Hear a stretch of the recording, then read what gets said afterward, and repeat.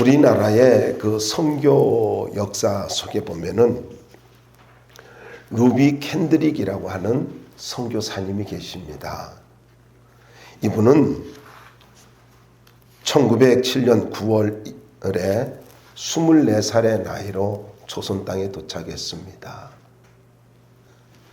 그는 지금으로 하면 개성이지만 송도라고, 옛날에는 개성을 송도라고 불렀어요. 그래서 이 개성에서 사역을 하면서 영어를 가르치고 그리고 아픈 아이들을 간호한 일에 온전히 헌신을 하고 살았답니다. 그런데 불과 조선에 온 지 9개월 만에 이 루비 캔드릭 선교사님은 급성 맹장염으로 쓰러진 후에 하나님의 부르심을 받습니다. 꽃다운 나이에 주님을 위해서 헌신해서 먼 태평양을 건너왔지 않습니까? 그리고 제대로 사역도 잘 못했습니다. 그가 세상을 떠나기 전에 어머니에게, 부모님께 보낸 편지에는 이런 글이 있습니다. 저는 이곳에서 작은 씨앗이 되기로 결심했습니다. 하나님의 시간이 되면 조선 땅에는 많은 꽃이 피고 그들도 여러 나라에서 씨앗이 될 것입니다. 저는 이 땅에 저의 심장을 묻겠습니다. 이 루비 캔들이 선교사의 무덤은 양화진에 있습니다. 그 묘비에는 이렇게 또 기록되어 있습니다.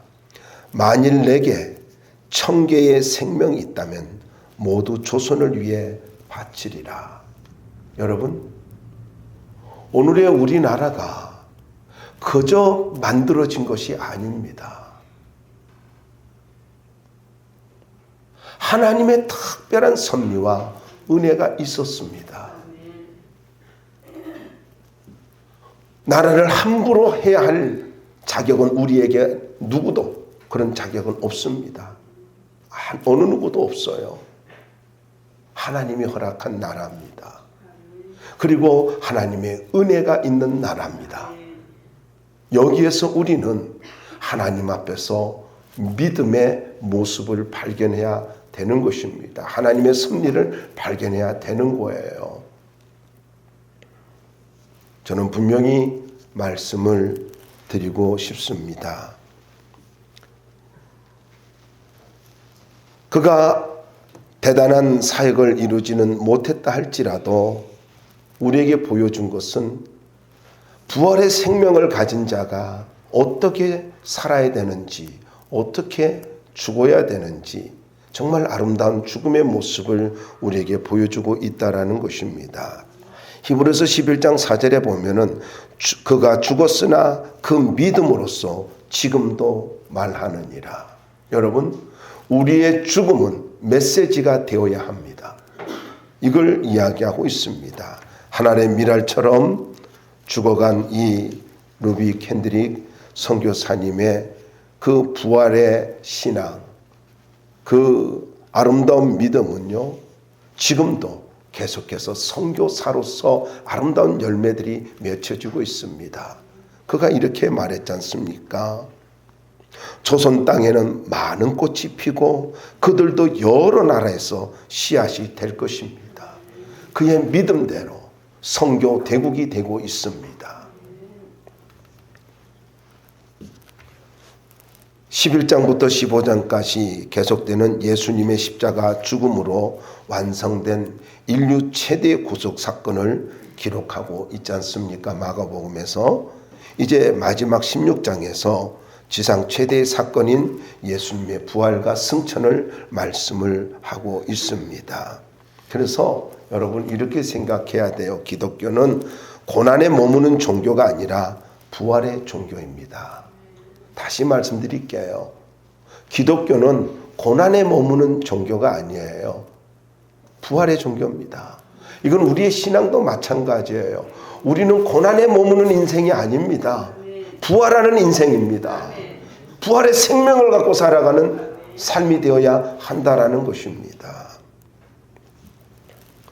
부활을 믿는 성도들은 주님이 재림할 때까지 복음을 전해야 되고 잃어버린 영혼을 구원하는 삶을 살아야 한다는 것을 오늘 이 마가복음 16장에서는 강력하게 말씀하고 있습니다.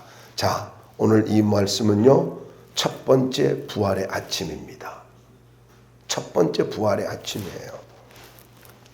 이 부활의 아침에 1절로부터 3절까지 말씀을 보면은 이 세 여인이 우리에게 보여주고 있는 것이 있습니다. 첫 번째는요, 믿음이 없으면은 걱정과 염려가 많다라는 것입니다.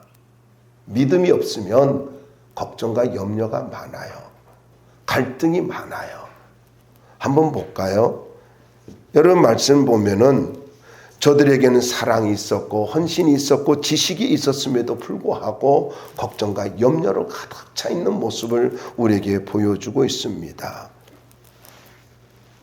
여러분, 미리서 말씀을 드린다면 예수님의 부활은 길고 무거웠던 율법의 시대가 끝나고 새로운 시대가 열린 것을 보여주고 있습니다. 안식 후 첫날이 되었습니다. 미명입니다. 여러분이 말씀을 보면 해가 떠오르고 있습니다. 오늘날로 말하면 주일입니다. 역사상 최초의 주일이지요. 그리고 구약의 안식일이 예수님의 부활로 말미암아 주님의 날로 바뀐 날입니다. 1절로부터 3절 한번 보세요. 거기에 보면은 세 명의 여인이 예수님의 몸에 바를 향품을 준비했습니다. 향품은 시신의 악취를 가지고 막기 위해서 죽은 시신 위에다가 이렇게 뿌리는 거란 말이죠. 근데 그러니까 이걸 준비했다라는 것은 무슨 말입니까? 이거는 예수님을 향한 사랑이 있었고 헌신이 있었다라는 것을 볼 수가 있지 않습니까? 그런데 이들이 이 세 여인이 이른 아침에 예수님의 그 무덤을 향해서 걸어가면서 누가 무덤의 돌문을 옮겨줄까 걱정하는 거예요. 왜냐하면은 이 돌은요, 무덤을 막고 있는 돌문은 장정 5명에서 6명이 옮겨야만이 옮겨질 수 있는 아주 커다란 돌이었단 말이에요. 그런데 여러분 한번 생각해 보자고요. 저들이 지금 돌을 누가 옮겨줄 수 있지? 큰일이네. 어떻게 돌을 옮기지? 걱정하고 염려하고 가잖아요. 근데 이미 그 시간에 예수님은 부활하셨잖아요. 말씀 보세요. 2절 보면은 해 돋을 때라는 말이 있잖아요. 마태는 미명이라고 했고 누가는 새벽이라고 했습니다. 요한은 아직 어두울 때라고 이렇게 말을 하고 있어요. 그런데 해 돋을 때 참 마가가 멋지게 표현하고 있잖아요. 이 말은요, 상징적 의미가 있습니다. 해 돋을 때. 마가의 마음에는 강력한 그러한 믿음이 있었어요. 무슨 말이냐면요, 예수님의 부활은 사단이 지배하던 어둠의 시대가 끝나고 떠나갔다라는 거예요. 이 말씀을 기록하면서 마가의 마음은 사단의 모든 세력이 끝났다는 거예요. 부활의 주님께서 이미 부활하심으로 말미암아 이제는 새로운 시대가 열렸다. 그걸 상징적으로 보여주는 거예요. 해가 돋을 때에. 어떤 분은 말라기서에 치료의 강선이 이렇게 비친다고, 해가 떠올라서 치료의 강선이 비친다라고도 해석을 하고 있는데, 어쨌든 여러분, 부활의 예수님이 부활하심으로 말미암아 우리가 확신해야 될 것은, 내가 믿음으로 부활의 주님을 붙잡기만 하면은 내 마음속에 모든 어둠은 떠나갑니다. 떠나가요. 왜 우리가 걱정해요? 왜 염려해요? 모르기 때문이잖아요. 여러분, 이미 주님이 부활했는데 그 현장을 가지고 보지 않으니까, 모르니까. 무엇보다도 저들이요, 그 부활의 주님을 만나지 않으니까, 이미 부활했는데도 모르니까 자꾸 걱정하고 염려하는 거거든요. 저는 여러분들에게 이렇게 말씀드리고 싶습니다. 내가 정확하게 보지 않고, 아니 보지 못했다 할지라도 좀 믿음으로 생각하면 얼마나 좋을까. 여러분, 믿음으로, 보지 못해도 믿음으로 주님을 붙잡을 수 있기를 바랍니다. 이거를 조금 더 강력하게 좀 이렇게 구분을 해서 말씀을 드리길 원하는데, 여러분, 부활의 주님, 이 부활의 주님을 가지고 온전히 믿지 못하고 걱정하고 염려하게 된 원인이 뭐냐 하는 것은요, 제일 첫 번째로요, 주님의 말씀을 기억하지 않았기 때문입니다. 여러분, 말씀을 한번 보시기 바랍니다. 말씀을 보시면은요, 여러분이 한번 7절 한번 읽어볼까요? 시작. 가서 그의 제자들과 베드로에게 이르기를, 예수께서 너희보다 먼저 갈릴리로 가시나니 전에 너희에게 말씀하신 대로 너희가 거기서 배우리라 하라 하는지라. 전에 너희에게 말씀하신 대로. 예수님은 계속해서 말씀해 왔어요. 내가 십자가에 죽을 것이고 내가 3일 만에 부활할 것이다. 계속 말씀하셨다는 겁니다. 그런데 그들 속에 뭐가 없어요? 말씀이 없는 거예요. 죽은 예수님만 생각해요. 내가 본 십자가에 달려 돌아가신 그 예수님, 그리고 무덤 속에 장사 지낸 그 예수님, 아리마대 부자 요셉의 그 무덤에 장사된 그 예수님만 생각하는 것입니다. 그러니까 죽은 예수님만 있는 거예요. 여러분, 내가 지금 뭘 보고 무엇을 붙잡고 있고 어떤 것에 생각에 사로잡혀 있습니까? 마귀가 보여준 것, 아니 하나님께서 구속사에게 한 어떤 부분을 보여준 것. 그런데 여러분 잘 기억하시기 바랍니다. 내가 말씀을 정확하게 이해하지 못하면 언제나 우리는 걱정하고 염려하고 갈등할 수밖에 없다라는 거예요. 말씀의 빛이 조금만 내게 들어온다 할지라도 사단의 역사는 떠나갑니다. 여러분 한번 보세요. 어둠이 뭐 대단해요? 어둠이 뭐가 대단해? 여러분이 어둠 속에 있으면 어떻습니까? 두렵잖아요. 근데 진짜 그 어둠이 실체인가요? 아니잖아요. 아니, 성냥불 하나, 촛불 하나만 켜도 그 어둠에서 우리는요, 길을 찾잖아요. 빛이 들어오면요, 어둠이 한번 생각해 보세요. 그 존재는 있어요. 보면은 어둠이 보이잖아요. 태양빛에도 어둠이 그늘이 보이잖아요. 그런데 그게 우리에게 무슨 의미가 있나요? 의미 없잖아요. 여러분, 빛을 붙잡아야 되잖아요. 말씀이 다시 뭐라 그래요? 주의 말씀 내 발의 등이요 내 길의 빛이니이다. 말씀이 없으니까 걱정하고 염려하는 거예요. 무슨 생각에 갈등하고 있어요? 말씀이 여러분을 지배하면은 모든 거 사라져요. 모든 게 사라진다고. 그래서 걱정하고 염려하고 갈등하는 건 무슨 말입니까? 내가 말씀 속에 있지 않다는 거예요. 말씀 속에 있지 않다는 거잖아요. 주님은요, 우리의 빛입니다. 내가 세상의 빛이라. 갈등하고 염려하는 사람, 걱정하는 사람들은요, 정확한 합리적인 이유를 가지고 있습니다. 그렇지만 여러분 한번 생각해 보자고요. 그게 하나님의 생각일까요? 하나님의 논리일까요? 아니잖아요. 저는요, 목회를 해오면서 생각하는 것이 있습니다. 믿음으로 살아가는 것이 가장 지혜로운 인생입니다.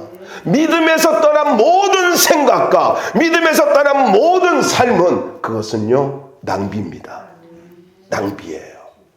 이걸 잊지 말아요. 지내놓고 나서 남는 것은 믿음이에요. 후회하는 인생이 되지 않기를 원한다면, 내가 왜 그때 어리석었을까? 이렇게 자기 자신을 가지고 후회하지 않으려면 믿음을 선택할 수 있기를 바랍니다. 말씀 붙잡으셔야 돼요. 두 번째로는 부활의 현장을 보지 않았기 때문입니다. 여인들이 걱정하고 염려하는 것은 이미 예수님께서 부활했잖아요. 부활했는데 그 빈 무덤이잖아요. 그 빈 무덤인데 왜 자꾸 그 무덤을 생각하냐고요. 그리고 무덤 속에 있는 죽은 예수님을 자꾸 생각해요. 그래서 자기들이 사랑과 헌신을 가지고 나타내는 이 향료를 가지고 부어주려고. 아니, 부활하셨는데? 부활의 주님을 여러분 만난다면은 향료가 필요한가요? 의미 없잖아요. 자기들이 사랑과 헌신으로 정성으로 준비한 이런 향료지만은 부활의 주님을 만났을 때는 그것이요, 아무런 의미가 없잖아요. 자기들의 사랑도 헌신도 의미가 없잖아요. 그래서 여러분, 우리 알지 않습니까? 마리아가 예수님 머리에다 그 십자가에 달려 돌아가시기 전에 그럴 때 식사하실 때 향유를 부었잖아요. 여러분, 헌신과 사랑은요, 때가 있다라는 겁니다. 아니, 부활의 주님인데, 예수님 부활하셨는데 왜 자꾸 죽은 예수님께 뭐를 쏟아 놓으려고 하냐고요. 부활의 주님, 부활의 현장, 부활의 주님을 봤다면은, 아니, 부활의 현장을 봤으면 돌이 이미 굴려졌잖아요. 그 소용없잖아요. 예수님 부활했으면은요, 부활했기 때문에 향유 바를 이유가 없잖아요. 근데 걱정하잖아요. 돌은 어떻게 치울까? 예수님의 그 시신에다가 향유를 발라야 되는데 자꾸 자기들이 준비한 것만 걱정하고 염려해요. 여러분, 걱정과 염려는요, 우리를 낙심하게 만들어요. 좌절하게 만들어요. 아무것도 염려하지 말라. 주님은 우리에게 선언하고 있어요. 걱정하지 말래요. 근데 아무것도 염려하지 말래요. 아무것도. 다시 이야기할게요. 아무것도. 그럼 또 어떤 성도는 자기는 좀 똑똑한 것 같아요. 목사님은 멍청하게 살아야 돼요. 믿음으로 살라는 거예요. 믿음으로. 세 번째입니다. 세 번째는 믿지 않았기 때문입니다. 주님의 말씀을 듣고 주님이 십자가에서 달려 돌아가시고 그리고 3일 만에 부활할 것이라고 말씀하셨고, 너희는 마음에 근심하지 말라. 아버지를 믿으니 또 나를 믿으라. 요한복음 10장에서 말씀하고 있지 않습니까? 그리고 제자들은요, 수많은 기적을 봤어요. 주옥 같은 말씀을 들었어요. 그런데 상황 앞에서 분명히 예수님이 하나님의 아들이라고 신앙 고백도 했잖아요. 주는 그리스도시요 살아계신 하나님의 아들입니다. 이렇게 고백도 했잖아요. 그런데 이런 고백은 어디 간 거예요? 한때 뜨거웠던 믿음은 어디 간 거예요? 한때 감격했던, 자기들을 통해서 능력이 나타났던 그 놀라운 역사의 현장은 어디 간 거예요? 아니, 그때 그 믿음은 어디 갔냐고요. 너무 가슴 아프지 않아요? 상황 앞에 믿음이 없어져 버렸어요. 상황 앞에 믿음이 사라져 버렸어요. 여러분, 만약에 저들이 부활의 주님을 봤다면은 걱정하고 염려하는 것이 아니라 오히려 기뻐하지 않았겠습니까? 주님이 부활하셨군요. 말씀대로 되셨군요. 역시 제가 믿은 대로 됐군요. 이런 고백하지 않았을까요? 여러분, 정말 부활의 주님을 믿습니까? 걱정, 염려 내려놓으시기 바랍니다. 그리고 정말 부활의 주님을 믿는다면요, 기도합니다. 기도해요. 좋아요. 걱정할 수 있어요. 염려할 수 있어요. 아니, 육신을 가졌으니까 그럴 수 있죠. 갈등할 수 있죠. 누가 완벽하게 언제나 그냥 늘 이렇게 변함없이 걱정 없이 승리하는 삶을 살 수 있을까요? 예수님도 아닌데. 그러면은 걱정하고 염려할 수 있다 합시다.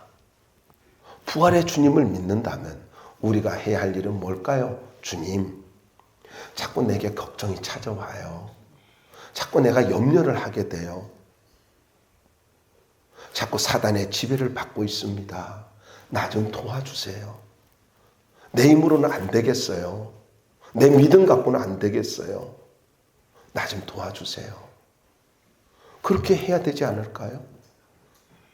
자기 믿음으로 안 돼요. 그러면은 아니, 믿음 좋은 분한테 찾아가서 좀 저를 위해서 기도해 주세요. 이렇게 하면 안 될까요? 얼마나 그렇게 혼자서 그렇게 갈등하고, 그래서 여러분, 자수성가하는 사람들은요, 교만한 사람이에요. 내가 뭔가 할 수 있다. 할 수 있는 게 뭐가 있어요? 없잖아요. 감기만 걸려도 약국 가가지고, 병원 가가지고 의사 처방 받아야 되고, 아무 약이나 먹으면 또 안 되잖아요. 그 약국 가서 또, 약사가 또 잘못 약을 줄 때도 있잖아요. 그럼 여러분 생각해 봐요. 내가 할 수 있는 게 그렇게 많지 않아요. 그저 은혜로 사는 거예요. 은혜로 사는 거라고. 아니야 할 말로 내가 가다가 어떻게 사고가 나서 넘어져요. 사고 당하고 싶은 사람 누가 있어요? 없잖아요. 그런데 조금만 어떻게 부주에서 사고 당했다 해봐요. 아무것도 못해요. 연약한 존재라고요. 부활의 주님 의지하고 살아야 되고요. 믿음으로 살아야 되는 거예요.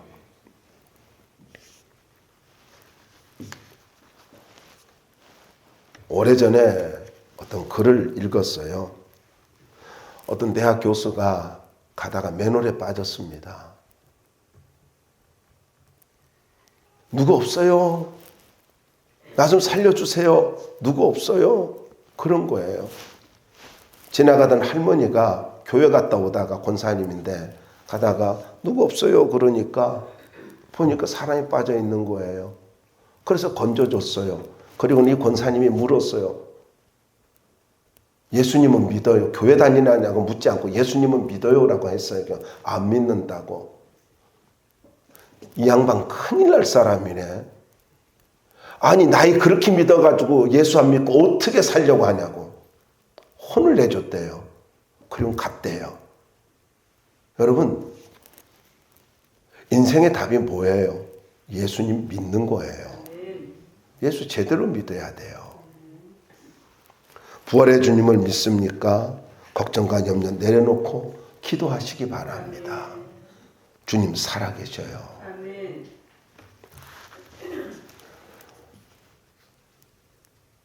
자, 한번 보자고요. 부활의 현장에서 할 일이 무엇인가? 4절로부터 6절까지 말씀인데 첫 번째는 육신의 반응을 멈추라는 것입니다. 4절 한번 읽어볼까요? 4절 시작. 눈을 들어본 즉 벌써 돌이 굴려져 있는데 그 돌이 심히 크더라. 눈을 들어. 저는 이 말이 그렇게 은혜가 돼요. 왜냐하면 두 가지 의미가 있어요. 눈을 들어라는 말은 첫째로 위를 쳐다본다 라는 뜻입니다. Look up. 위를 쳐다본다. 둘째는 비유적 의미인데 시력을 회복한다 라는 뜻이 있습니다.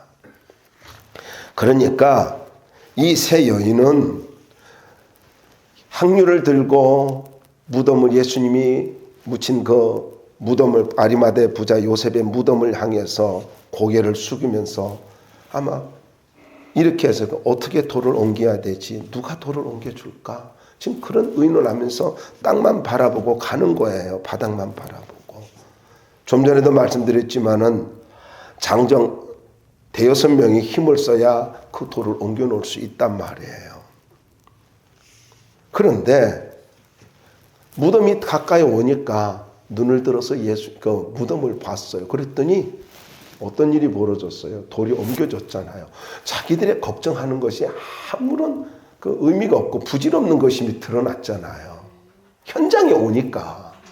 부활의 현장에 오니까 자기들이 집에서 무덤까지 걸어오면서 걱정하고 염려하고 이런저런 말을 하고 이렇게 했던 것이 아무 의미가 없잖아요. 여러분, 하나님의 역사의 현장에는요, 인간의 생각과 염려가 아무 의미가 없는 거예요. 아무 의미가 없다고. 걸어오면서 누구를 부를까 무슨 이야기를 했든지 간에 그래 내 의견이 좋다라고 한다 할지라도 그게 의미가 없잖아요. 최고의 의견이 있었다 할지라도 의미가 없잖아요.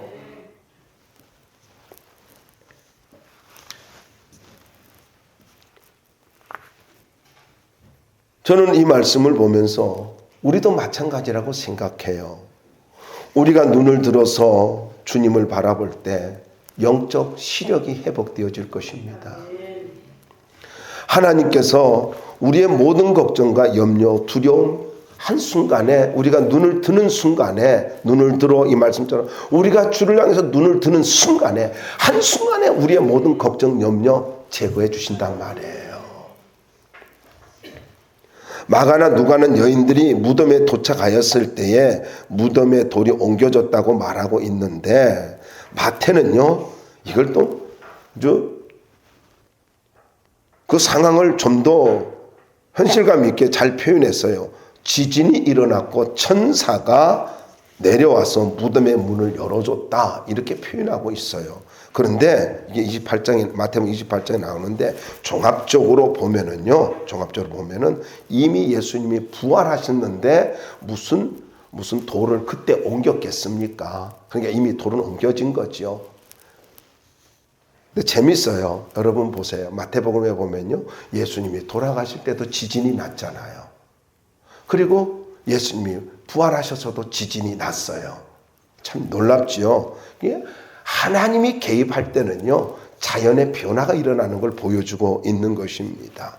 자, 5절 말씀 보시면 놀라매라는 말씀이 있죠. 이 말은 완전히 압도되었다, 몹시 놀랐다 이런 뜻입니다. 그러니까 정신을 차리기 어려울 정도가 되었다라는 것입니다. 6절 한번 보자고요. 6절 함께 읽어볼까요? 시작. 청년이 이르되 놀라지 말라. 너희가 십자가에 못 박힌 나사렛 예수를 찾는구나. 그가 살아나셨고 여기 계시지 아니하니라. 보라 그를 두었던 곳이니라. 할렐루야. 여러분 여기 보면은요 그 다음에 저들이 놀랐는데 이 놀란 것을 보고 천사가 뭐라 놀라지 말라 이렇게 말을 하고 있습니다. 이게 무슨 말이냐면은요 문자 그대로 번역하면 이렇습니다. 매우 놀라는 일을 그만 그치라. 이제 그만 놀래라. 놀라는 거 스톱해라. 멈춰. 이겁니다. 똑같은 말씀으로 이렇게 같은 측면에서 한다면은 무서워하는 거 멈춰. 마태복음은 무서워하지 말라 그랬거든요. 무서워하는 거 멈춰 이 말이에요. 놀라는 거 멈춰. 이걸 좀 더 확대하자고요. 염려하는 거 뭐예요? 걱정하는 거 뭐예요? 갈등하는 거 뭐예요? 그만 멈추래요. 멈추래요. 부활의 주님께서 우리에게 주시는 메시지는요 이제 그만 스톱해. 방황하는 거 이제 그만 스톱해. 걱정하는 거 이제 그만 스톱해. 염려하는 거 그만 멈춰. 그건 믿음 아니야. 그걸 지금 말씀하고 있는 거예요.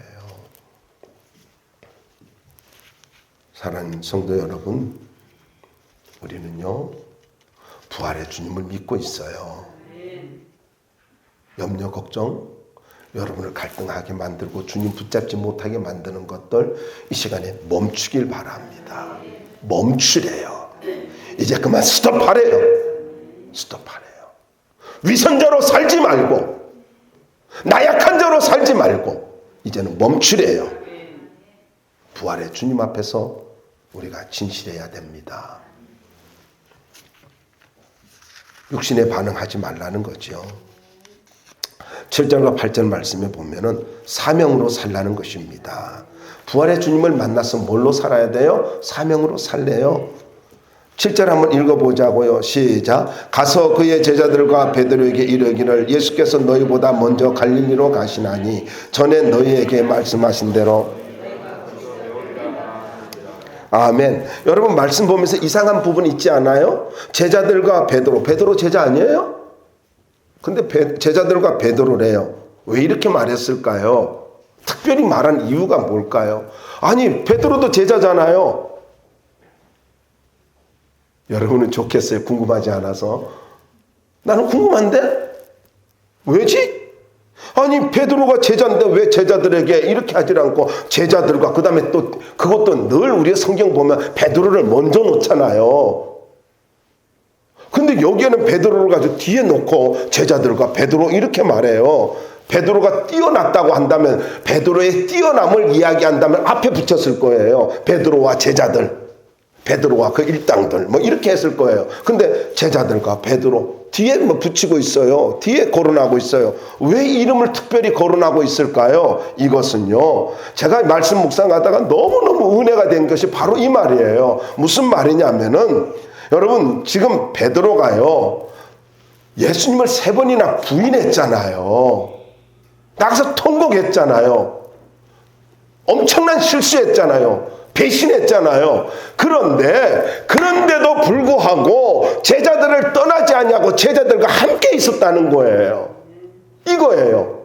엄청난 실수를 했어요. 씻을 수 없는 어떤 그런 부끄러운 일을 했어요. 그런데도 그 무리에 같이 있었다는 것입니다. 이걸 귀하게 여기고 있는 거예요. 저는 이 말씀을 깨달으면서 너무 감사가 됐어요. 여러분, 그가 권위 있는 사람도 아니고 뭐 사회적으로 뛰어난 사람도 아니잖아요. 그런데도 주님께 인정받았던 사람이잖아요. 그래서 늘 앞에 붙었어요. 늘 베드로와 야고보와 요한 해가지고 늘 수제자로서 앞에 붙었어요. 그런데 부끄러운 일을 하고 난 다음에 제자들과 그 다음에 베드로 이래 나와요. 뒤에 했어요. 그럼에도 불구하고 떠나지 않았다는 거예요. 내가 제일 싫어하는 것 중에 하나가 뭐냐면요, 어떤 부끄러운 일을 하면 자꾸 잠수를 타요. 핸드폰은 뭐 전화를 해도 받지를 않아요. 다 꺼요. 요즘은 핸드폰들이 좋아서요, 그냥 이래 싹 엎어놓으면 꺼지더라고요. 그래서 신방하다가 이렇게 전화가 와요. 그러면은요, 대출하는 데서 전화가 와요. 그럼 이렇게 엎어놔요. 그러면은 바로 꺼지더라고요. 기능이 너무 좋아요. 거절했는지 안 거절했는지 그건 모르더라고, 잘. 근데 그 바보는 또 전화해요. 근데 나는 여전히 또 엎어놓지요. 표시 안 나니까. 내가 전화해도 그런 것 같아. 가끔 어떤 성도가 엎어놓는 것 같아. 아니길 바랍니다만. 그렇게 전화했는데도 안 받아. 이상하다. 나중에 무슨 일이 있어요? 몰랐대. 난 그 말 그대로 믿고 싶어. 내가 상처 안 받으려고. 근데 여러분, 떠나지 않았다는 거. 그러니까 떠나지 않고 붙어 있으니까, 끝까지 있으니까 네가 나를 사랑하느냐라고 물으시면서 그를 회복시켜 주잖아요. 그래서 여러분, 떠나는 게 상책이 아니고 잠수 타는 게 상책이 아니에요. 그 비겁한 자예요. 용기 없는 자예요. 우리는요, 뻔뻔스럽게라도 붙어 있어야 돼요. 뻔뻔스럽게라도 붙어 있어야 되고, 내가 가긴 어딜까? 가끔 재밌어요. 뭐 애들 키워보면 알잖아요. 그렇게 집 나가기를 원해요. 대학 들어가니까, 또 멀리 가니까 방을 얻어달래요. 얻어 줄 수밖에 없잖아요. 살판 나가지고 말이죠. 막 그래요. 근데 나중에 뭐라 하냐면은, 집 나가면 개고생이라는 말이 진리라고. 성경 다음으로 진리지. 고생이지. 여러분, 잠수 타는 비겁한 인생 되지 말고 끝까지 베드로같이 붙어있어. 그럼 주님이 인정해줘요. 제자들과 베드로, 주님이 인정하잖아요. 성경이 인정하잖아요. 끝까지 붙어있는 자 되길 바랍니다. 난 제일 가지고 안타까운 성도가 그거예요. 그래서 뭐 보면 많이 상담하면서 살아왔잖아요. 제가 어느 분이 있어요. 지금은 권사님 됐어요. 권사님 됐는데, 전도사인 나한테 와가지고, 제가 전도사 때 뭐 몇십 년 전입니다. 근데 목사님을 만나러 왔는데 하필 목사님이 어디 가셨어요. 가가지고는 안 계신다 그러니까, 제가 행정실에서 안 계신다 그러니까 쭈삣쭈삣 그래요. 난 그때 결혼 안 했거든요. 근데 왜 왔어요? 그랬더니만은 남편하고 이혼하려고 한대요. 속으로 빨리 가라. 나 다시는 없다. 그런데 전도사님하고 그럼 이야기 좀 하면 될까요? 그때 그러더라고요. 그래서 그럽시다. 뭐 하자는데 해야지 뭐. 그래가 했는데 그랬어요. 아니, 결혼하면 그렇게 행복할 것 같아요?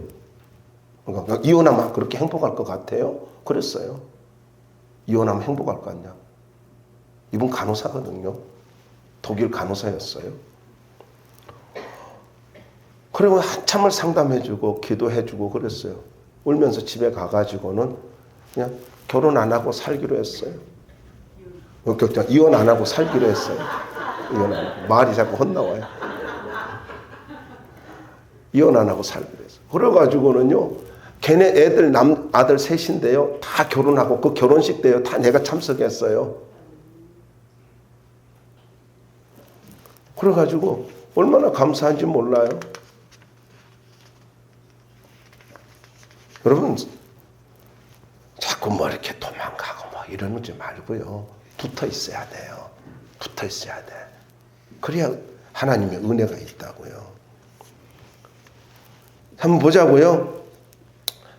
이건 이 7절은 이것만 중요하게 생각하면 돼요. 제자들과 베드로. 그 다음에 보자고요. 8절 한번 읽어봅시다. 8절 한번 읽어주실래요? 시작.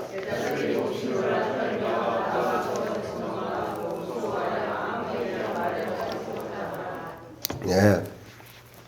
무슨 말입니까? 가서 전하래요. 사명입니다. 부활의 주님을 만났으면요, 뭐를 가져야 돼요? 사명 가져야 되는 거예요. 가서 전하래요. 말씀을 보시면은요, 여러분, 기가 막힌 말씀이지 않습니까? 아니, 너무 두려워가지고, 오늘 말씀 보면은요, 여자들이 몹시 놀라가지고는 뭐라 그래요? 놀라서 무덤에서 도망하고 무서워 아무 얘기도 아무 말도 하지 못했대요. 놀랬다라는 말은요, 어느 정도냐면요, 이 말의 뜻은 이거예요. 위치에서 벗어나게 하다 해서 유래된 말이에요. 그러니까 본래 장소나 위치에서 벗어나서 다른 곳에 있는 것 같은 그런 느낌을 말하는 거예요. 너무 놀란 거죠. 쉽게 말하면요, 제정신 아니었다라는 거예요. 그런데 아무에게 아무 말도 하지 못했다. 마가복음은 이렇게 말하고 있지만요, 마태복음에는요, 여자들이 무서움과 큰 기쁨으로 이렇게 말하고 있고요, 요한복음에 볼 것 같으면요, 이제 제자들에게 가가지고 이야기하니까 별로 뛰지도 못하는 베드로하고 요한이요, 달려가요. 무덤까지 달려가요. 역시 젊음이 좋죠. 요한이 먼저 도착했지요. 근데 젊음이 좋은데 겁이 많았나 봐. 그래서 무덤 안에 들어가지 못했는데 베드로는 뭐 나이가 있으니까 말이죠, 무덤 안으로 쑥 들어갔어요. 쑥 들어가가지고 보니까 예수님이 안 계시거든요. 부활의 주님을 봤거든요. 그런데 여러분, 무슨 말인가? 무서움도 있었지만 큰 기쁨을 가지고 말씀에 순종해서 예수님 부활했습니다라고 전한 거예요. 이게 우리의 사명입니다. 여러분, 새 여인의 사명이 우리의 사명이에요. 왜 시험 드는 줄 아세요? 왜 신앙이 자꾸 성장하지 못하는 줄 아세요? 사명 감당하지 않으니까 그러는 거예요. 여러분, 한 영혼이라도 더 구원하려고 해보세요. 나 때문에 잃어버린 영혼들이 구원받아야 된다는 생각을 하면요, 시험 들 시간이 없어요. 여러분, 사명을 가지고 기도해야 된다고 생각해 보세요. 걱정할 시간이 없어요. 걱정할 시간에 기도하지요. 염려할 시간이 없다고. 왜? 염려할 시간에 기도해야 되니까. 사명 없으니까 자꾸 걱정하고 시험 드는 거예요. 마귀는요, 사명으로 살지 않으면 자꾸 시험 들게 만들어요. 부활의 주님 만났습니까? 믿음으로 살아야 됩니다. 믿음으로 사는 것이 건강한 신앙인 것입니다. 부활의 주님을 믿는 사람은요, 루비 캔드릭 선교사와 같이 하나님의 미랄로서 살아가기를 주저하지 않습니다. 우리 모두 다가 부활의 주님을 영접한 사람으로서 부활의 생명과 권능을 갖고 살아가는 우리 모두가 되기를 주의 이름으로 축원합니다.